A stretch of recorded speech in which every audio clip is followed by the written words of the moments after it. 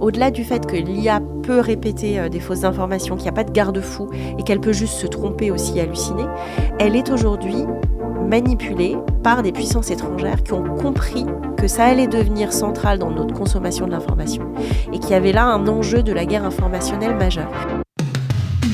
Bienvenue, je suis Laurent-Nicolas Guénoc du cabinet Convertéo et vous allez écouter Changement d'époque en cours, le podcast de l'IA.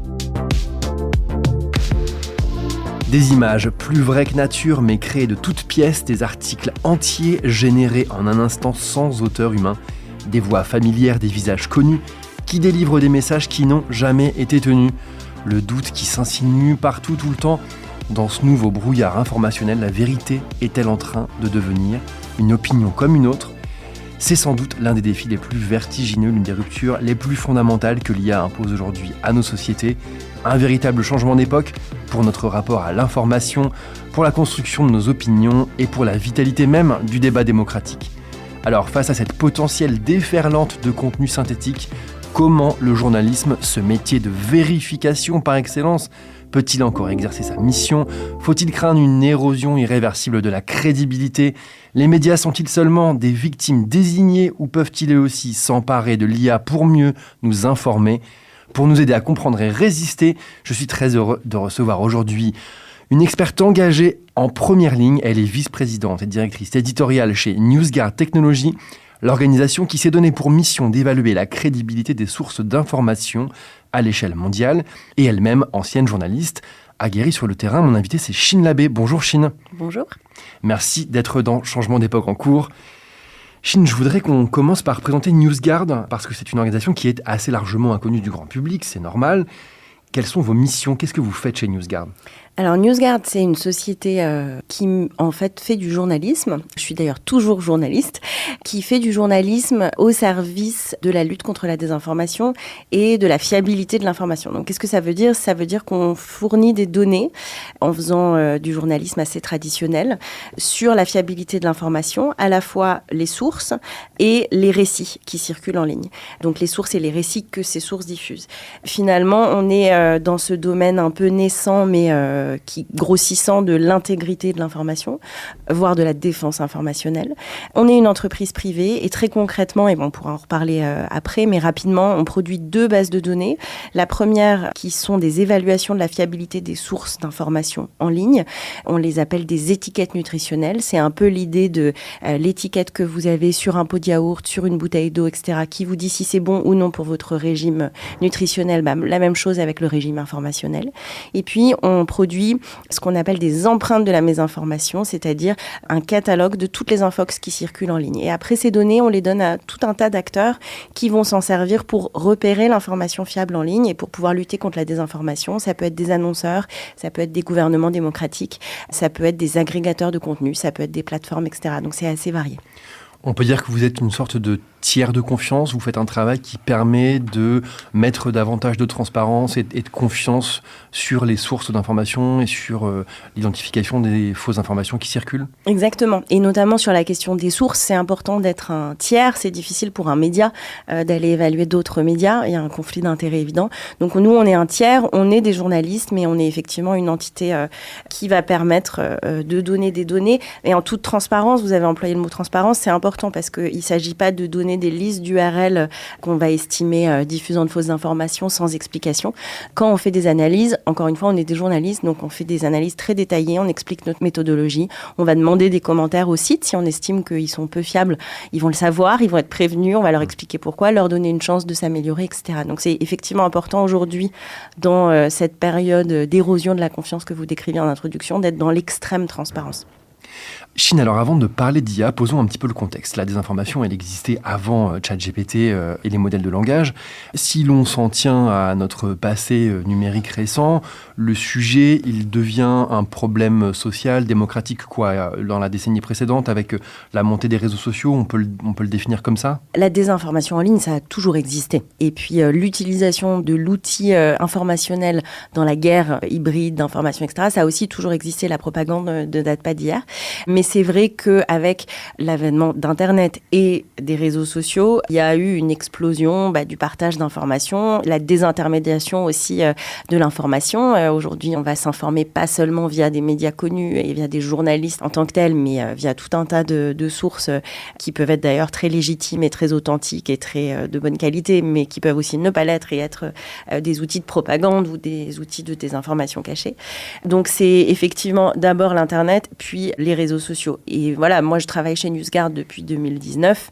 Il y a eu une explosion avec l'avènement de l'IA générative, c'est sûr, mais en termes de quantité de désinformation et de présence du sujet, on est dedans non-stop depuis que je travaille chez NewsGuard. Il y a un terreau déjà fertile depuis l'avènement d'Internet et l'accélération de la circulation de l'information en ligne. Et c'est dans ce terreau qu'arrive la nouvelle vague d'outils qui s'appuient sur les systèmes d'IA générative notamment. Donc, vous le disiez, il y a un avant et un après. En tout cas, vous constatez vraiment qu'il y a un changement d'époque, quoi. Il y a un changement de rythme. Un changement d'époque, c'est sûr. On me demande souvent, est-ce que finalement, avec l'IA générative, on est dans une accélération, dans une évolution, dans une révolution ? Certains disent c'est plus de l'ordre de l'évolution que de la révolution parce que justement, finalement, les modèles, les stratégies n'ont pas changé. Mais on a un changement d'échelle et de vitesse qui est telle que permet l'IA générative, et on pourra le décrire plus dans le détail après, que selon moi, on est vraiment dans le changement de nature et on est vraiment dans la révolution. C'est quasiment de l'ordre, si vous voulez, de la révolution industrielle pour ce qui concerne les campagnes de désinformation. Pourquoi ? Parce qu'avant, une campagne de désinformation pré-IA générative, ça ressemblait à quoi ? Prenons l'exemple d'un État étranger. Il fallait plusieurs centaines de milliers de dollars, sans doute par mois, pour financer des médias d'État qui vont diffuser de la propagande, qui peut ne pas être d'ailleurs que des infox, mais qui va aussi parfois relayer des infox. Il fallait une armée de trolls, mais les trolls, c'était des personnes, chaque personne sur son petit siège, qu'il fallait payer individuellement, etc. Il fallait les ordinateurs, il fallait les serveurs, et donc c'était, si on prend par exemple la très connue Internet Research Agency de la Russie, c'était encore une fois des centaines de milliers de dollars par mois.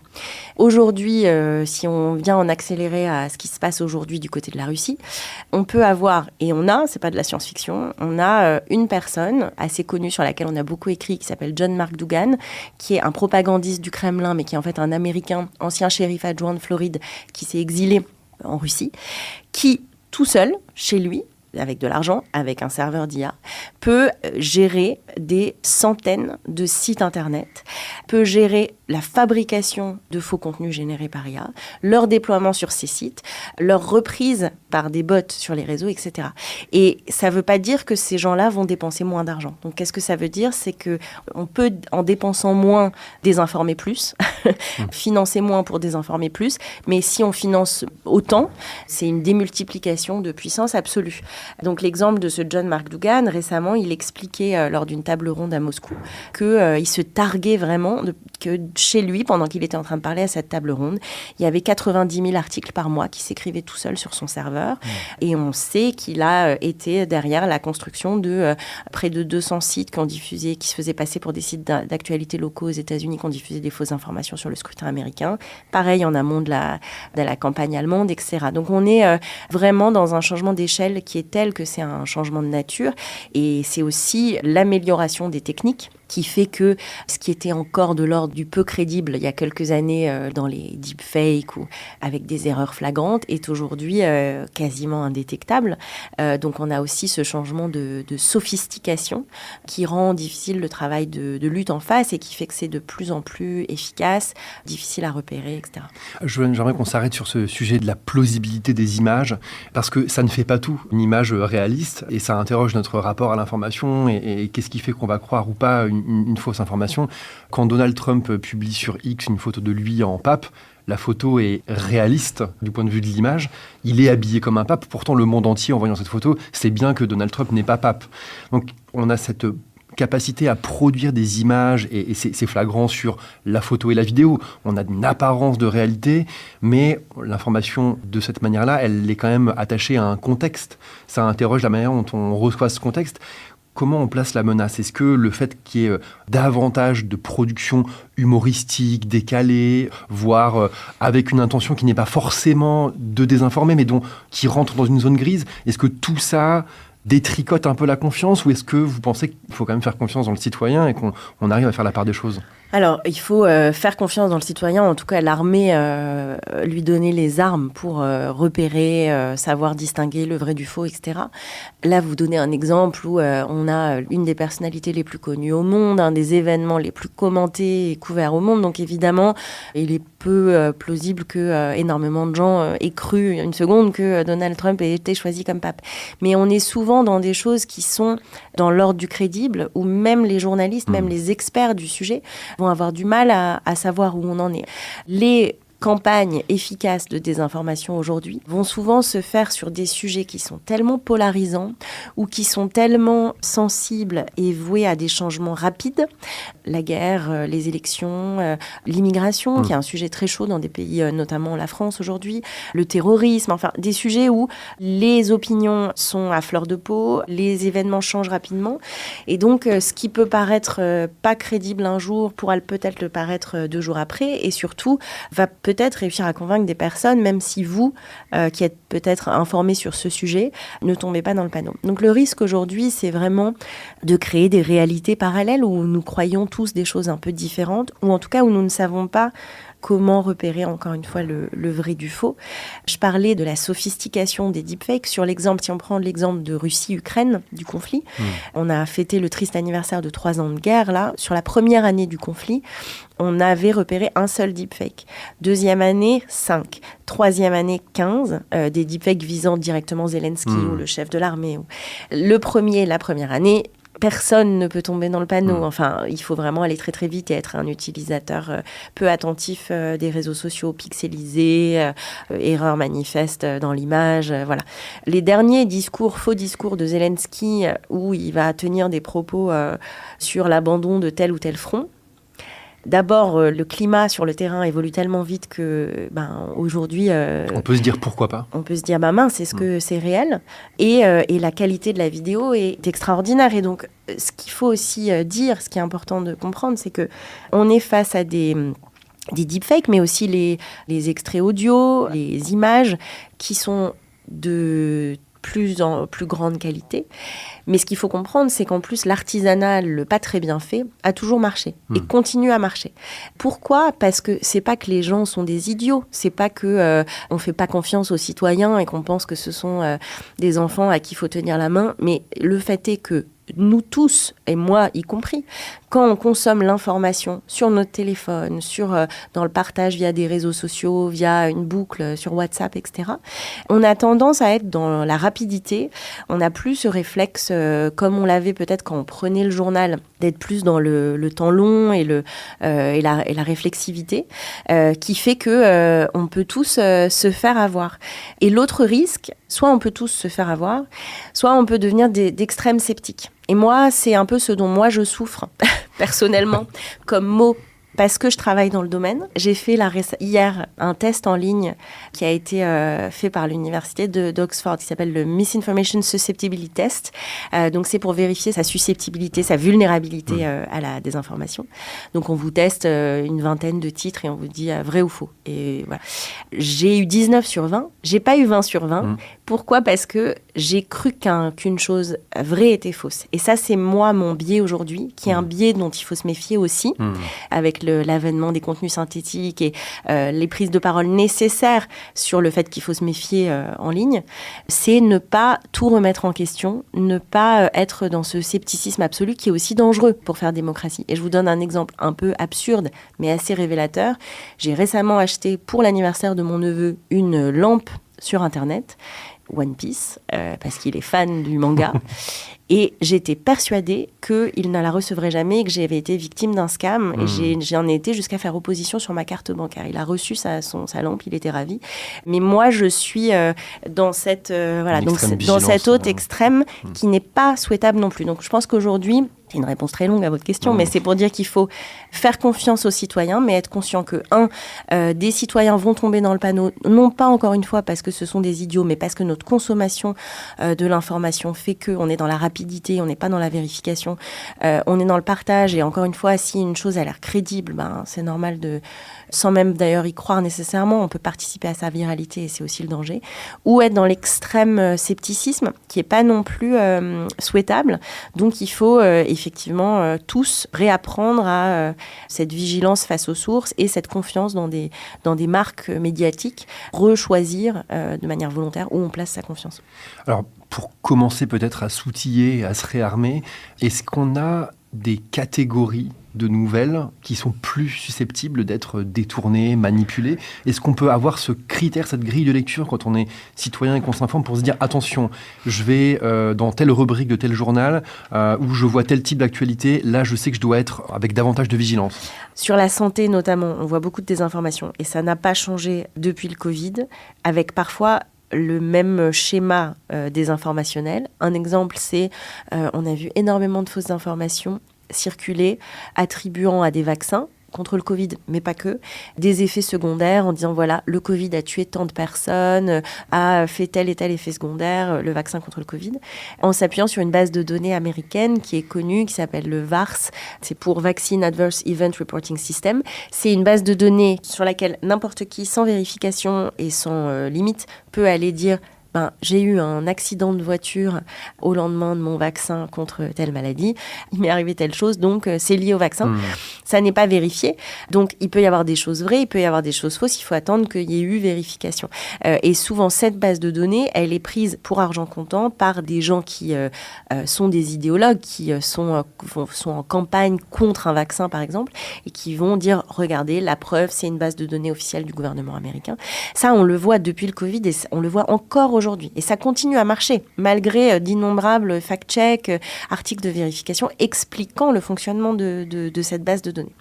Donc la santé, il faut faire très attention, aussi parce que c'est un sujet très compliqué, que nous ne sommes pas tous médecins et qu'on a beaucoup de personnes en ligne qui vont analyser elles-mêmes les études médicales sans en fait vraiment comprendre les tenants et les aboutissants de l'étude, et donc en faisant des contresens, pas forcément à dessein d'ailleurs, mais qui peuvent être à l'origine d'une infox qui va prendre et qui va... Donc, attention sur les informations médicales, important d'aller s'informer ou en tout cas recouper ses sources avec des sources officielles, des sites connus de recherche médicale. Et évidemment, tous les sujets qui sont au chaud de l'actualité, donc la politique, quand il y a une élection, évidemment, c'est très... Les moments des élections sont plus en plus des moments critiques. Très prompt à des fausses informations, mais aussi à des manipulations de l'information par des puissances étrangères. La politique, de manière générale. Tous les événements un peu extrême aussi, donc dès qu'il y a une catastrophe naturelle, on va avoir énormément de fausses informations. Pourquoi? C'est logique, c'est qu'en fait, dans la désinformation, si vous voulez, vous allez avoir des désinformateurs qui vont avoir envie de diffuser une fausse information, soit parce qu'ils veulent qu'on croie à cette fausse information, soit parce qu'ils veulent juste leur objectif, qui peut être à long terme pour une puissance étrangère notamment, c'est semer le chaos. Donc c'est le bazar parce qu'il y a eu une énorme inondation dans tel endroit, on va capitaliser là-dessus et on va diffuser plein d'informations contradictoires pour capitaliser sur ce bazar et le rendre encore plus fort, jouer sur le chaos. Mais vous allez avoir... des gens qui vont, de manière tout à fait authentique et sans penser à mal, diffuser de fausses informations parce que l'information est en train de se construire et qu'ils relaient une information qu'ils pensent vraie sur le moment mais qui en fait n'est pas prouvée, n'est pas avérée. Et donc c'est ces moments de construction de l'information dans le cadre d'un événement en développement, c'est toujours des moments assez risqués et qui font place à beaucoup de fausses informations parce que, encore une fois, parfois le fait qu'il n'y ait pas d'information, c'est pas qu'on censure ou qu'on cache des choses. C'est qu'il n'y a pas d'information encore sur tel événement parce qu'on n'a pas pu la récupérer. Mais ça peut être utilisé par des désinformateurs, par des conspirationnistes, etc. Donc, événement, catastrophe naturelle, mais ça peut être une attaque terroriste, ça peut être tous ces événements qui surgissent et pour lesquels ça peut mettre du temps d'avoir une information fiable, avérée, prouvée, qu'on a pu recouper. Et alors, on a commencé déjà un petit peu à en parler. À qui profite le crime? Il y a des acteurs étatiques, il y a des acteurs idéologiques qui peuvent désinformer pour faire avancer des idées, défendre une cause. D'ailleurs, qu'on soit d'accord ou pas avec cette cause, mais on peut s'engager dans des mécanismes de désinformation pour faire progresser une thèse. On peut semer le chaos, vous l'avez dit. Est-ce qu'il y a aussi, tout simplement, parfois, une volonté de gagner de l'argent ? Est-ce que désinformer, ça rapporte ? Oui, alors il y a effectivement en gros 2 catégories de désinformateurs. Ceux qui le font par idéologie, ça peut être de l'idéologie anti-vaccin, je le disais, donc des gens qui vont diffuser des fausses informations sur la santé, mais parce que voilà, il y a une croyance profonde que les vaccins sont nocifs. Ça peut être des intérêts de l'idéologie géopolitique. On a beaucoup d'opérations d'influence étrangère en ce moment.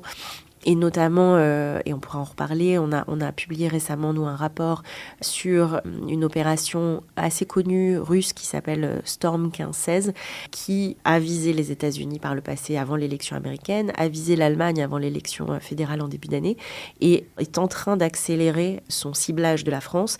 Pourquoi ? Parce que soutien accru de la France depuis plusieurs mois à l'Ukraine, et de manière assez systématique et au métronome. On voit qu'à chaque prise de parole d'Emmanuel Macron, en soutien à l'Ukraine, à chaque déplacement, on a une attaque informationnelle dans les jours qui suivent. On a un fake, une infox. Ouais, c'est vraiment de la riposte coup pour coup dans la désinformation. Vous soutenez, on va essayer de semer le chaos, éroder la confiance dans vos dirigeants, dans votre démocratie, etc. Et puis, il y a ceux qui le font pour l'argent, effectivement. Alors, ça arrive d'avoir des gens qui vont diffuser de fausses informations sur des produits parce qu'ils vendent ce produit.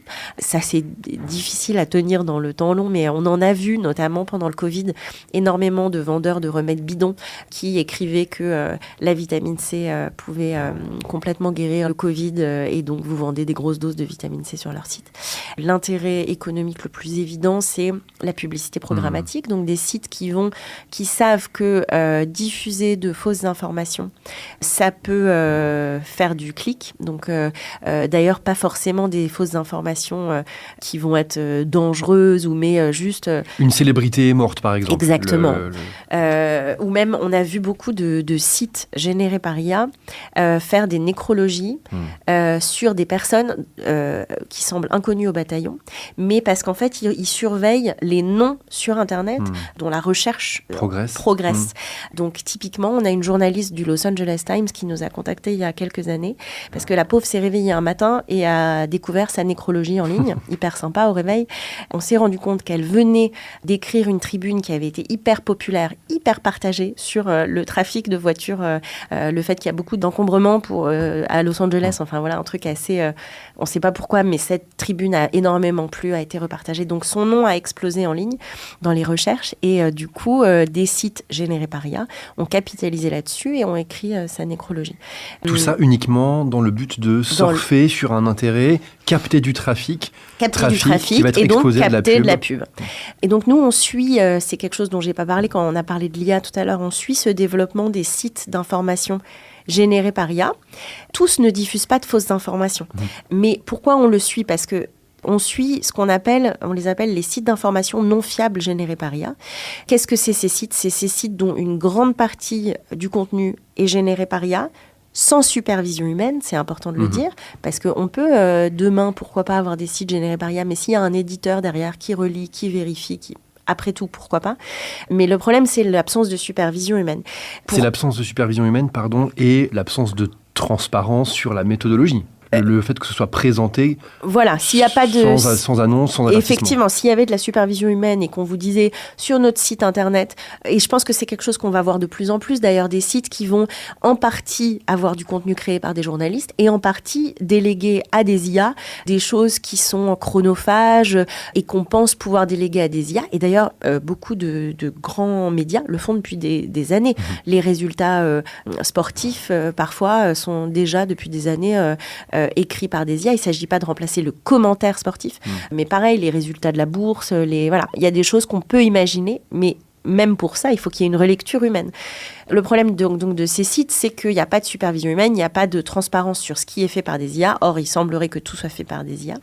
Et pourquoi c'est problématique ? Parce qu'on le sait, l'IA, elle peut halluciner. L'hallucination, c'est le terme scientifique, c'est pas moi qui délire là. C'est le terme scientifique pour dire que l'IA, c'est de la probabilité statistique. Donc, elle va vous trouver, avec toutes les données qu'elle a ingérées, sur lesquelles elle a entraîné, elle va vous trouver le mot qui a le plus de chances d'arriver après tel autre mot. Ça marche très bien la plupart du temps, mais ça peut aussi se planter. Et donc pour l'information, c'est un vrai problème parce que vous ne pouvez pas être sûr que votre contenu est fiable à 100% si une personne ne l'a pas relu. Donc ces sites, pourquoi j'en parlais là sur cette question économique ? Parce que ces sites, on les recense. Nous, on en avait trouvé 49 en mai 2023. Aujourd'hui, on est en 2025, on est en mai 2025, on en a trouvé 1270 à peu près. Et c'est sans doute un chiffre très conservateur. Dans le monde, en France ? Dans le monde, dans 16 langues. C'est sans doute un chiffre très conservateur. Pourquoi ? Parce que on veut des preuves absolues. Donc, on cherche des messages d'erreur de l'IA qui montrent qu'il y a utilisation de l'IA. Mais il n'y a pas eu de relecture puisqu'il y a un message d'erreur. Ou alors d'autres signes d'erreur. Typiquement, un article plagié, on trouve que c'est une traduction mot pour mot d'un article d'un média connu et qu'il y a la citation qui a été donnée en exclusivité à ce média-là, mais le média n'est pas cité. La reprise de contenu sponsorisé dans le cadre d'articles lambda parce que l'IA n'a pas fait la différence entre l'article sponsorisé sur la page et le... Voilà, donc on veut des smoking guns, comme on dit en anglais, des preuves absolues parce qu'on n'a pas le droit à l'erreur. Quand on désigne un site comme non fiable généré par IA, on ne peut pas se tromper. Mais c'est sans doute un chiffre conservateur et on en est conscient. Et sur la moitié de ces sites, sur ces 1270 sites, environ la moitié diffuse de la publicité programmatique. Qu'est-ce que ça veut dire ? Ça veut dire que ces sites font de l'information générée par IA, sans journalistes, produisent, donc ils sont dans la concurrence complètement déloyale face aux médias traditionnels, puisqu'ils vont produire des dizaines et des dizaines et des dizaines d'articles par jour. On voit passer parfois des articles sur des posts sur LinkedIn. J'adorerais embaucher ce journaliste qui écrit 500 articles par jour. Ah oui, c'est l'employé idéal, mais évidemment, il n'existe pas. Et qui vont capter ce revenu publicitaire. Donc c'est un énorme problème à ce niveau-là. Et sur l'absence de fiabilité, on a... parmi ces sites, certains qui vont diffuser de fausses informations, mais on en a aussi juste qui ne vont pas diffuser de fausses informations, mais on estime qu'ils sont peu fiables parce qu'on ne peut pas leur faire confiance à 100%. La BBC récemment a fait un test avec 4 outils d'IA en lui donnant accès à ses articles au site de la BBC et en lui demandant dans les prompts, dans les requêtes, d'utiliser autant que possible les articles de la BBC. Et elle a constaté que plus de la moitié des réponses, 51%, étaient problématiques. Pas forcément fausses, mais problématiques. 19% contenaient des erreurs factuelles. Et là, c'est encore plus inquiétant, 13% citaient des sources qui n'existent pas, en citant la BBC. En ayant demandé à l'IA au préalable d'utiliser, uniquement... si possible, en priorité, les contenus de la BBC. Donc même avec cette contrainte qui est censée apporter des garanties, même avec ces contraintes-là, il y a quand même des résultats... de l'inexactitude, Donc là, de l'imagination. On est parti sur un autre sujet qui est la fiabilité ou non des chatbots d'IA, et on peut en parler si vous voulez. C'était une réponse très longue pour répondre à votre question sur pourquoi on désinforme, mais il y a aussi cet attrait financier, d'autant plus que créer un site d'IA générative, qu'on peut faire passer facilement pour un site d'actualité locale qui ressemble, qui a tous les codes et qui peut du coup être mieux référencé parce qu'on va juste investir plus dans le SEO. Donc on peut parfois être devancé des sites d'information, attirer des revenus publicitaires et ça coûte pas cher. Nous on a fait le test, j'ai un collègue chez NewsGuard qui a fait le test, il a embauché, alors on n'est pas des techniciens, donc il a embauché un web développeur en freelance sur une plateforme de freelance et en 2 jours pour $105, il avait son site internet qui s'auto-alimentait sur un sujet donné. On l'avait protégé par un mot de passe parce qu'il ne s'agit pas pour l'expérience de polluer le web un peu plus, mais voilà, c'est pour montrer que ça coûte rien et après il suffit d'être assis dans son sous-sol et d'attendre que les revenus pleuvent. Comment on fait, on a déjà commencé un petit peu à en parler, mais pour identifier ces sites-là, quelles sont les techniques, les méthodes que vous employez peut-être chez NewsGuard ? On en a effectivement un petit peu parlé. Il y a encore, là aussi, comme les contenus générés par IA, c'est de plus en plus difficile parce que les erreurs manifestes qu'on trouvait il y a encore 1 an, on ne les trouve plus. Donc typiquement, il y a 1 an, on trouvait des messages d'erreur en tant que modèle de langage, je ne peux pas répondre à cette requête au plein milieu de l'article ou en fin de l'article, ou alors un titre avec un message d'erreur de ChatGPT ou de Gemini ou de tous ces modèles. Donc on savait là qu'il y avait utilisation de l'IA, qu'il n'y avait pas de relecture, il n'y a pas de doute. Aujourd'hui, de moins en moins, donc on doit avoir un faisceau de preuves. Le faisceau de preuves, ça peut être s'appuyer sur des outils, je dis bien s'appuyer, pas uniquement utiliser, mais ça peut être s'appuyer sur des outils qui vont repérer l'IA, de détection de l'IA. On ne peut pas s'appuyer uniquement là-dessus. Pourquoi ? Parce qu'ils vont vous donner une probabilité et que parfois, entre eux, les outils vont vous dire des choses différentes. Donc, si on a 3-4 outils différents de détection de l'IA qui nous disent à 100% tel article est généré par IA, on a peu de doutes. Mais on ne va pas pouvoir scanner un site internet entier, donc on va pouvoir scanner 50 pages. Donc ça va juste donner une petite indication. Si en plus de ça, on a des messages d'erreur, si en plus de ça, on arrive à prouver que tel journaliste écrit 75 000 articles par jour, là j'exagère un peu, mais des proportions délirantes, qu'on arrive à prouver que des journalistes n'existent pas, images tirées d'une banque de données, aucune trace d'eux ailleurs sur Internet. Il faut construire ce faisceau de preuves, c'est difficile, ça prend du temps. C'est pour ça que notre base de données, elle est fiable, on en est sûr, mais elle est sans doute conservatrice et c'est un petit peu la partie émergée de l'iceberg. Donc c'est une vraie problématique aujourd'hui pour les médias parce que beaucoup de ces sites, sans nécessairement diffuser de fausses informations, vont aller piller les contenus d'autres médias.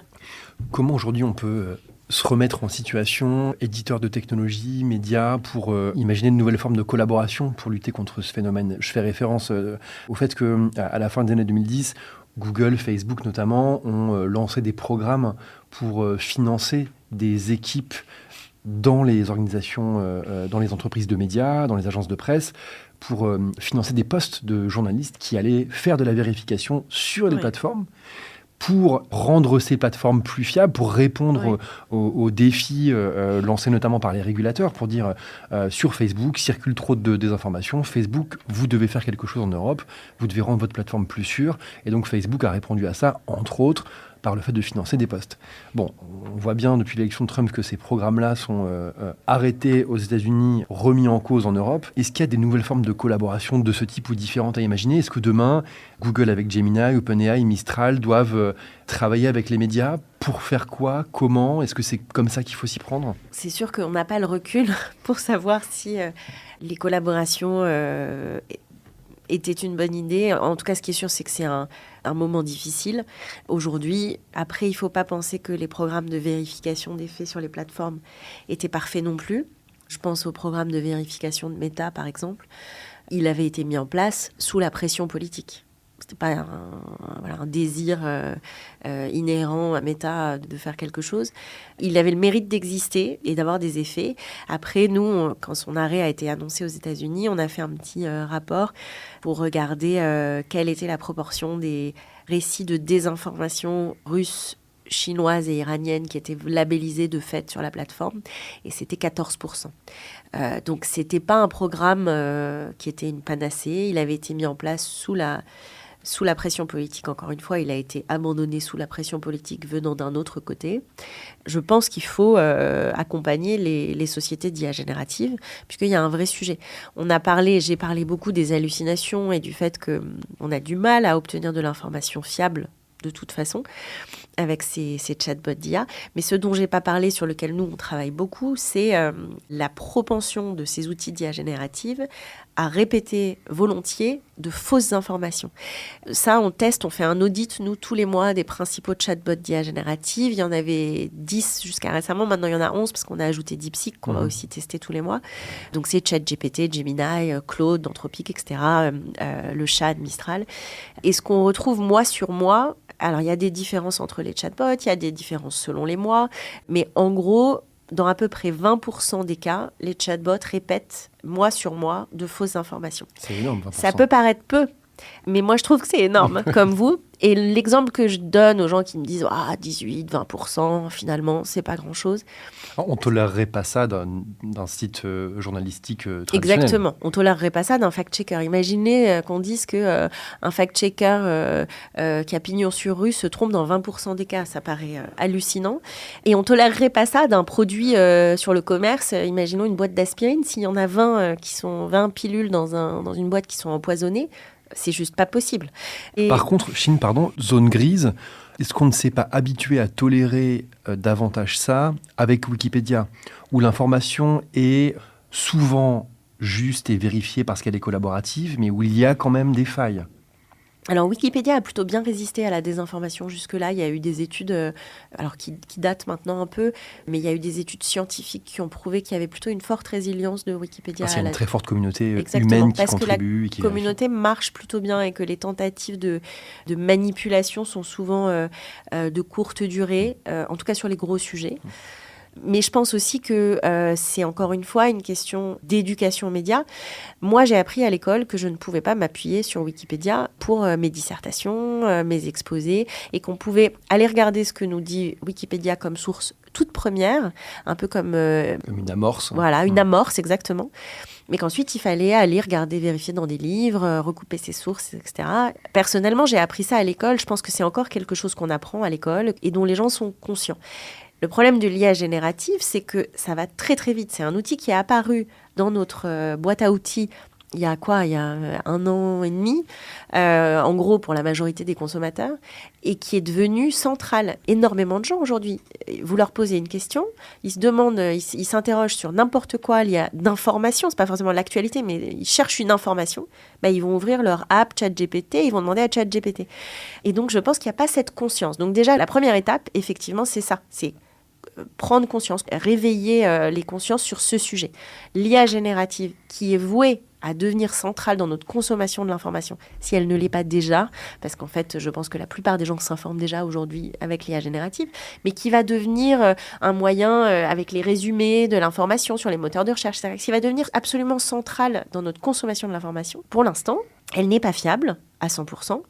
Et en plus d'être pas fiable, elle peut être manipulée et elle est déjà manipulée. Et on a face à nous, et c'est ça le sujet dont j'ai pas parlé encore, c'est que au-delà du fait que l'IA peut répéter des fausses informations, qu'il n'y a pas de garde-fou et qu'elle peut juste se tromper aussi, halluciner, elle est aujourd'hui manipulée par des puissances étrangères qui ont compris que ça allait devenir central dans notre consommation de l'information et qu'il y avait là un enjeu de la guerre informationnelle majeure. Je vous donne 2 exemples. DeepSeek. On a fait un test sur DeepSeek en janvier et on s'est rendu compte que dans 60% des réponses sur des sujets liés à des récits de propagande étrangère, DeepSeek relayait dans sa réponse, même parfois quand on ne lui demandait pas du tout la position de la Chine, venait relayer la position de la Chine. Et là, il y a un rapport qui vient de sortir du Congrès américain qui a conclu que DeepSeek manipulait secrètement les résultats pour qu'ils soient alignés avec les prise de position du Parti communiste chinois. Et quand on pense à manipulation de l'IA, l'exemple beaucoup plus poussé, prouvé, marquant qu'on a déjà aujourd'hui, c'est un exemple russe, encore une fois. On a fait un rapport récemment qui montre que le réseau Pravda, c'est un réseau de sites anonymes qui sont des réseaux, des sites pro-Kremlin. Il y a à peu près 150 sites. Pravda qui veut dire vérité. Qui veut dire vérité en russe. C'est un réseau qui a donc énormément de sites, 150 sites, dans plein de langues, qui visent à chaque fois. Il y en a un qui vise la Finlande, un qui vise l'Australie, un qui vise beaucoup qui visent des zones d'Ukraine. Mais c'est des sites qui ont très peu de trafic, qui sont pas très partagés sur les réseaux sociaux, donc on ne sait pas très bien pourquoi ils existent. Mais ils produisent énormément de contenu, et ces contenus, ils reprennent en fait des articles, ils ne le produisent pas, le contenu, ils le reprennent sur des médias d'État russes, des comptes pro-russes, etc. Et ce dont on se rend compte, c'est que ce réseau a réussi à contaminer les résultats des chatbots d'IA occidentaux. Qu'est-ce que ça veut dire ? C'est que si on teste les chatbots d'IA occidentaux, on leur pose des questions liées à des récits émanant de ce réseau, Pravda, dans 33% des cas, donc important, les chatbots vont répéter les fausses informations. Pourquoi ? Parce qu'il y a tellement de sites qui ont blanchi cette information. Et que par ailleurs, l'information, elle n'existe nulle part ailleurs. Enfin, elle existe. Elle n'a pas été vérifiée par des fact-checkers. Elle n'a pas été démentie par des institutions dans d'autres pays. Elle n'existe que par ces sites-là, qui sont nombreux et qui en plus vont relayer d'autres sites et donc qui occupent le terrain informationnel sur ces questions-là. Quand vous posez la question sur ces questions à nos chatbots que nous utilisons en Occident, ils vont vous redonner le point de vue russe finalement, parce que la Russie a réussi à investir cet espace informationnel. Ils ont compris la recette de fabrication, comment on s'impose dans une réponse à une question dans un chatbot. Comme aujourd'hui, on sait maîtriser ce qu'on appelle le SEO, Exactement. C'est-à-dire le fait de positionner un article en haut des résultats de recherche dans un moteur de recherche. Ils ont craqué la solution, ils ont ouvert Exactement. le coffre. Et ça, c'est le John Mark Dougan dont je parlais tout à l'heure. Il en parle de manière hyper claire. Il disait lors de la même table ronde où il se targuait que son serveur chez lui écrivait 90 000 articles par mois tout seul, il disait « Nous pouvons changer l'IA mondiale. Nous pouvons imposer le point de vue russe. » Et en plus de cela, Claude d'Anthropic vient de sortir un rapport, donc Anthropic a sorti un rapport où ils ont mis en évidence l'utilisation de Claude dans le cadre d'une opération d'influence, où ils s'en servaient non seulement pour la génération de contenu, mais pour décider quand commenter, quand partager, quand liker les contenus de manière inauthentique. Ça montre qu'on a face à nous, ça peut être des États étrangers, mais ça peut être des groupes para-étatiques, des groupes, que sais-je, terroristes, qui apprennent à se servir des outils, apprennent à craquer le code, comme vous disiez, pour manipuler les réponses. Et nous, on est en train de se servir de plus en plus de ces outils d'IA générative sans mettre assez de garde-fous. Il ne s'agit pas de dire que les entreprises d'IA font rien, mais visiblement pas assez, puisqu'on prouve que encore et encore, quand on fait passer cette espèce de petit test de résistance à la mésinformation, les principaux chatbots échouent. Et donc, on n'est pas préparé à cette manipulation. Donc, ça pose une vraie question par rapport à notre utilisation de l'IA. Et je pense que la première étape, comme on le disait, c'est faire prendre conscience de ça, imposer une réflexion et peut-être, pour revenir à ce qui était votre question, là, il y a besoin d'établir des collaborations avec les médias. Parce que sur cette question de rendre fiable l'information générée par ces outils, il va falloir l'expertise des professionnels de l'information que sont les médias. Nous, on le propose déjà aux sociétés d'IA générative. On leur propose d'abord de leur faire des audits sur ce sujet de la résilience de leurs outils à la mésinformation, pour, encore une fois, créer cette prise de conscience. Et puis, on leur propose aussi des licences d'accès à nos données. Très clairement, si un grand outil d'IA a acheté une licence d'accès à nos données sur la fiabilité des sources d'information et décidé que son outil d'IA n'a pas le droit de citer Pravda, le réseau Pravda, parce qu'on sait que c'est un réseau de désinformation pro-russe, ça résoudrait déjà une petite partie du problème. Et puis aussi peut-être apprendre à reconnaître les récits connus de désinformation pour résister à les répéter. Parce que ce qu'on voit aujourd'hui comme réponse, c'est que de plus en plus sur des sujets liés à l'actualité, notamment sensibles, donc notamment sur les sujets politiques, les outils d'IA générative vont refuser de répondre. Donc vous leur posez une question, et pour pas prendre de risques, ils vont dire non, je ne peux pas me prononcer sur cette question. Une forme d'autocensure.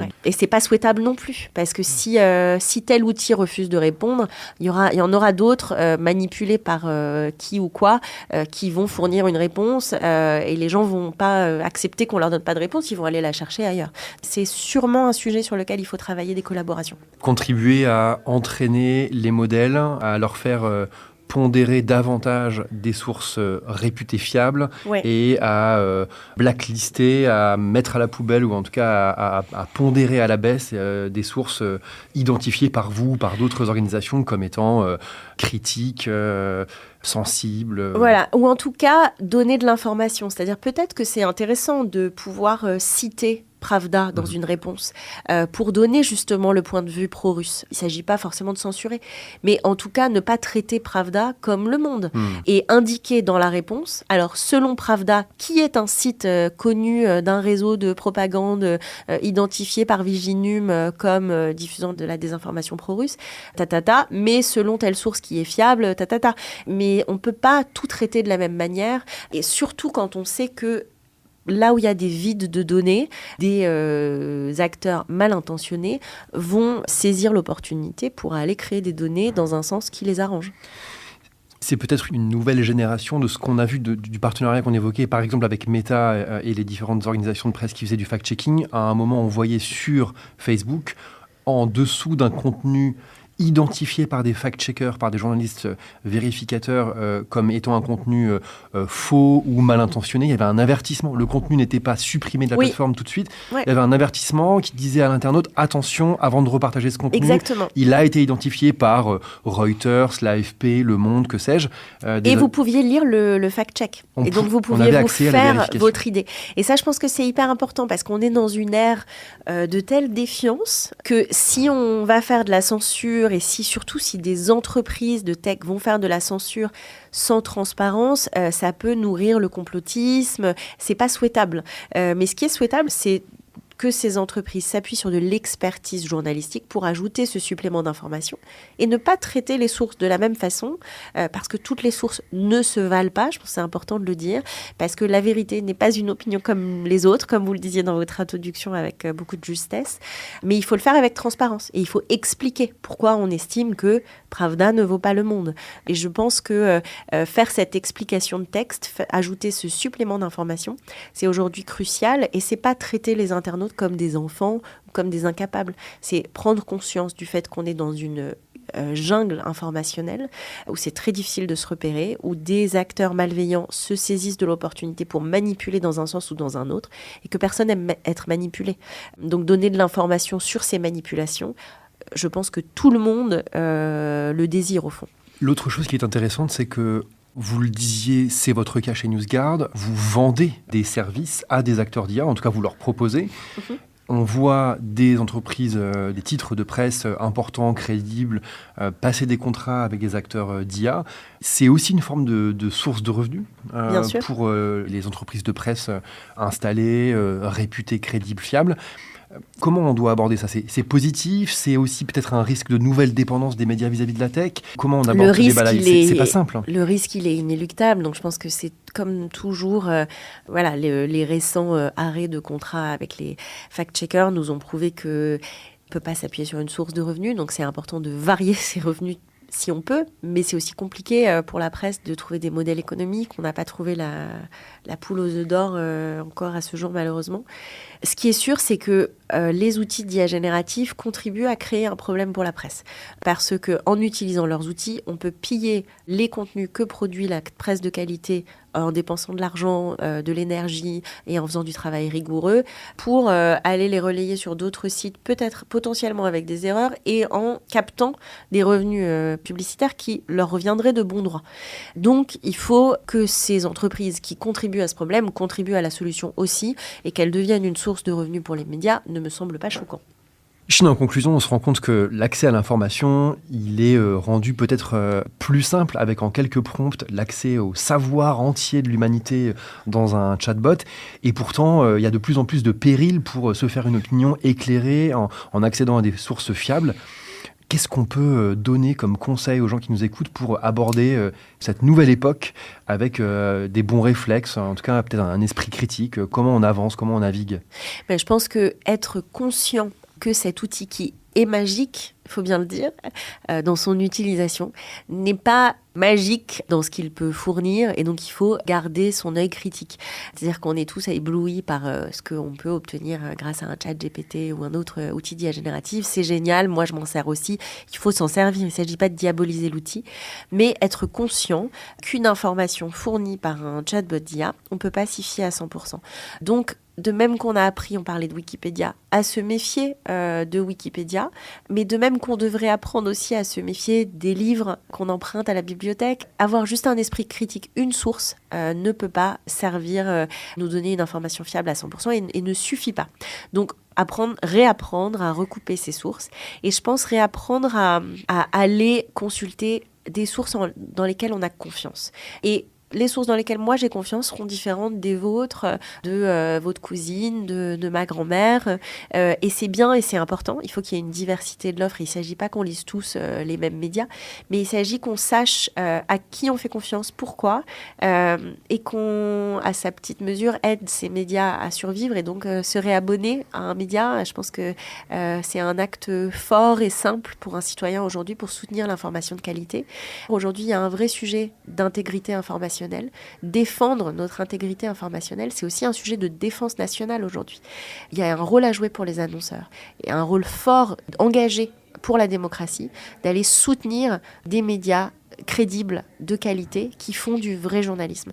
Et pour les journalistes, pas se laisser séduire absolument par le dernier gadget, se saisir de l'IA, il faut s'en saisir et il faut prendre ce qu'elle a à offrir et pas s'en méfier absolument. C'est vraiment pas, je parle beaucoup des risques parce que c'est ce qu'on observe, mais il faut se saisir de l'IA, il faut l'investir, mais il faut aussi revenir aux fondamentaux du journalisme parce que ce que ne fera jamais l'IA, c'est aller sur le terrain, interviewer les gens qui viennent de souffrir d'une attaque, les rescapés d'une guerre, enfin voilà, c'est ça, l'IA ne le fera jamais.